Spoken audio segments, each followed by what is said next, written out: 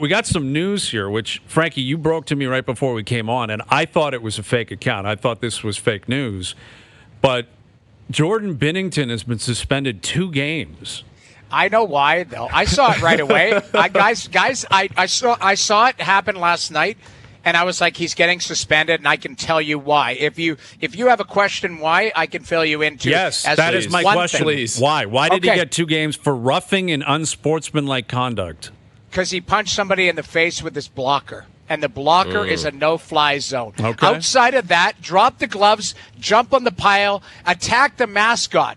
But the minute you get the blocker involved, it happened to me 30-some years ago. I got suspended for a playoff game because I punched a guy in the face with my blocker. I thought you were going to say it happened to you 30 times. Like, Noodles, take it easy.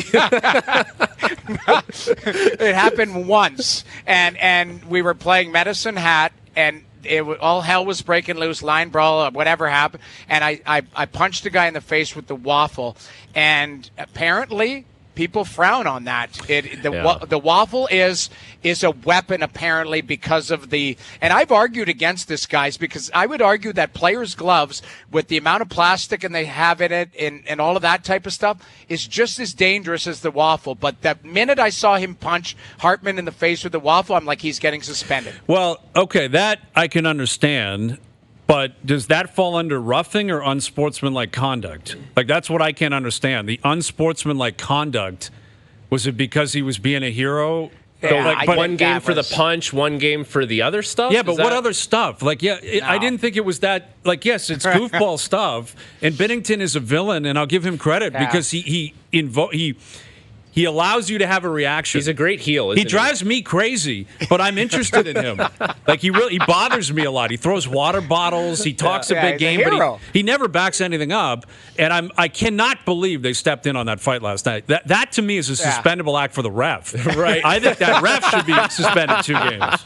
Because I wanted to see Fleury and Binnington. Someone's got to get to this guy, and he wants to go, I think. Dude, it's really funny because I played minor hockey with Binner, and I've known him basically my whole life, and I've played with other goalies like John Gibson, let's say, okay? Played with him as well. Yeah. He is built like a football player. He's a big, burly, stocky guy.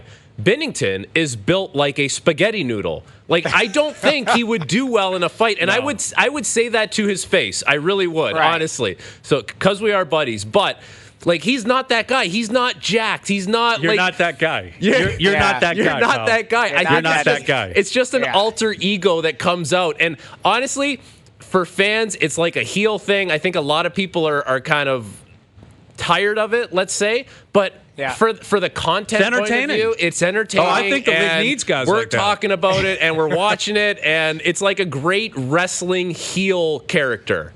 And I can appreciate that. He'd be suspended for life if he plays in the queue right now, the way they're headed. No fighting next year. Seriously. A ban on fighting. We'll get into that later. I want to finish my thought of where you guys are at because, Hayes, you said something, and I agree with you 100%.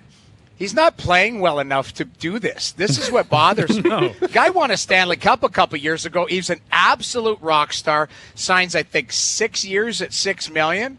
And you know, Rick Clouseau, Ville Husso outplays him last year, right? So they end up letting Husso go. He gets the net back this year. Now they're a light years away, to quote Butch Goring, from a playoff spot. I think they're 1 point ahead of Arizona. Are they not? They've been done for months. I know, but like I love, and believe me, I've been a jackass in my career, so I can see some of the things of Binner's intensity. I respect that. But I thought Henrik Lundqvist said it best last night. He's like, when you give up a 6 spot and you're waving to the crowd on the way off, like trying to pump the crowd, like I would be hiding. You're like, I just gave up an unconverted touchdown, and I'm waving to the crowd on the way off. But I don't know if it was Ric Flair because he was in the building. Like, there was just so many things that happened last night. All hell was breaking loose. Whenever he's in the middle of something, generally it is a game where he's giving up a lot of goals. Right. Like, I think he gets frustrated, which I understand. Like, I have an appreciation for that. He's not happy with his game, or he's not happy with where things are at. But he generally does the heroics, Binnington, when he's getting shelled. It's almost actually a brilliant move. It's like a diversional tactic.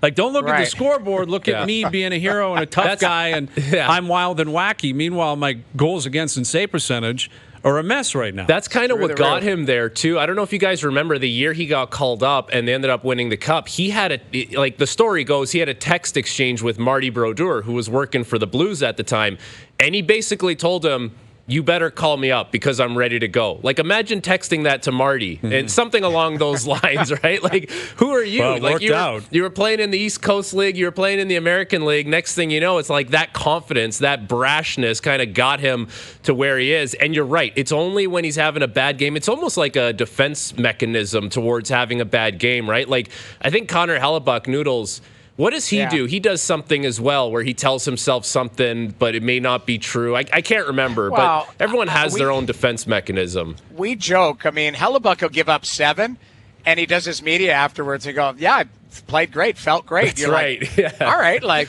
But you know what it is with Connor is, the guy has legitimately been very consistent, and he's consistent in his behavior.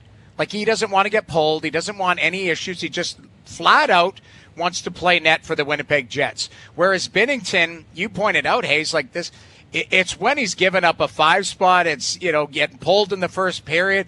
And I know there is a layer, and you guys tell me if I'm wrong, there is a layer where I've had coaches say, like, at least he shows he cares. Because I think there might be something there where there got some guys that are mailing it in St. Louis. Right. And win or lose, it's like, hey, another game kind of showing up. And he's getting shelled, and he gets frustrated with it, which he's the guy letting the goals in. He's getting hung out to dry. So I can see both sides, but it's antics. That's what you call it now. Yeah. It's just antics. It is, but I will say he's an interesting guy. Binnington, you know who he is, and you know what he's up to, and you know that something's going to happen. And I really wish, goalie fights are great for the sport. I'm sorry. They are great for the sport. Yeah. It gets everyone buzzing, everyone talking, and it was right there. Fleury had all the right in the world to skate down. Binnington comes out at Hartman, throws a blocker, is running around like a hero. That's exactly when the opposing goalie has to come down, and the refs step in. I was so disappointed in that last night. Well, I was shocked to hear, Alan Walsh tweeted out, he was mic'd last night. Marc-Andre Fleury's comments were unbelievable. It was like he's a walk in the park. He's like, hey, let's go. Let's do this. My hair. He's talking about his hair. It was the greatest sound clip I've ever had. And believe me, I was a goalie. I love goalie fights. I was asked about it last night. You're sitting there going, I had a bunch of texts come in, and what are the goalie fights that stand out? Well, obviously in this market, it's Potvin and Hextall, right? That's one of the most famous goalie fights. But there's Brent Johnson on DiPietro that broke his orbital bone. That's right. Yeah. There was Mike Smith and Cam Talbot a couple years ago. 2 big boys going Ray at it. Emery used to have a couple of tilts. He was tough as nails. Well, do you remember Ray Emery fought wasn't it Peters, Andrew Peters? Yeah, he fought that's right. A tough guy. That's right. He was smiling the whole time. Do you remember that? They're square. It was Marty Biron, and then Peter stepped in, and then they were fighting, and I swear to God, Ray Emery was smiling the whole time. Yeah, he was tough, man. Ray Emery was really tough. It would have been a good script, though, because Binnington has turned himself into this real heel character. Could you pick a better goaltender than Marc-Andre Fleury to be the baby face in that situation and be the most likable guy in the league? The most likable guy, yeah, and he's coming down to fight the most hated goalie. It's classic. They missed it. I mean, the NHL, it was a missed opportunity. That's what it was.